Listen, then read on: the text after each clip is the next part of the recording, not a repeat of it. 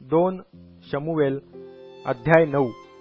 योनाथानाकरिता ज्यावर आपण दया करावी असा कोणी शौलाच्या घराण्यातला अजून उरला आहे काय, अशी चौकशी दाविदाने केली। शौलाच्या घराण्याचा सीबा नामक एक सेवक होता, त्यास दाविदाकडे बोलावून आणण्यात आले। राजाने त्यास विचारिले, तू सीबा आहेस काय? त्याने म्हटले, मीच तो आपला दास।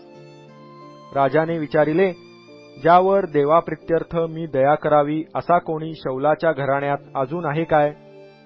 सीबा राजास म्हणाला, योनाथानाचा एक पुत्र अजून आहे, तो पायांनी लंगडा आहे। राजाने त्यास विचारिले, तो कोठे आहे? सीबाने राजास म्हटले, पहा, तो लो दबार येथे माखीर बिन अम्मीएल ह्याच्या घरी असतो। तेव्हा दावीद राजाने माणूस पाठवून त्यास लो दबाराहून माखीर बिन अम्मीएल ह्याच्या घरून बोलावून आणले।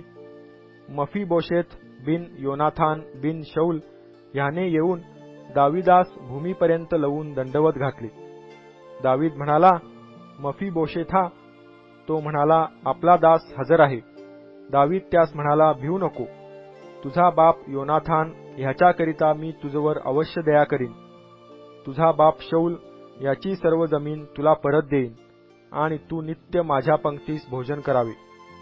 तो प्रणाम करून म्हणाला, आपण अशा मजसारख्या मेलेल्या कुत्र्यावर कृपादृष्टी करावी असा आपला दास कोण आहे? मग राजाने शौलाचा सेवक सीबा ह्यास बोलावून सांगितले, जे काही शौलाचे व त्याच्या घराण्याचे होते ते सर्व मी तुझ्या धन्याच्या पुत्रास देतो। तर तू आपले पुत्र व चाकर ह्यासह त्याच्या जमिनीची लागवड कर। तुझ्या धन्याच्या पुत्राच्या निर्वाहासाठी शेताचे उत्पन्न आणीत जा। पण तुझ्या धन्याचा पुत्र मफीबोशेत माझ्या पंक्तीस नित्य भोजन करील। सीबाचे 15 पुत्र व 20 चाकर होते। सीबा राजास म्हणाला, माझे स्वामी राजे ह्यांनी आपल्या दासास केलेल्या आज्ञेप्रमाणे सर्व काही आपला दास करील। ह्याप्रमाणे मफीबोशेत इतर राजपुत्रांप्रमाणे दाविदाच्या पंक्तीस नित्य भोजन करीत असे। मफीबोशेथास मिखा नावाचा एक लहान पुत्र होता।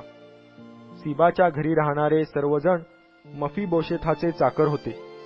मफीबोशेत यरुशलेमेत राहिला, कारण तो राजाच्या पंक्तीस नित्य भोजन करीत असे। तो दोन्ही पायांनी लंगडा होता।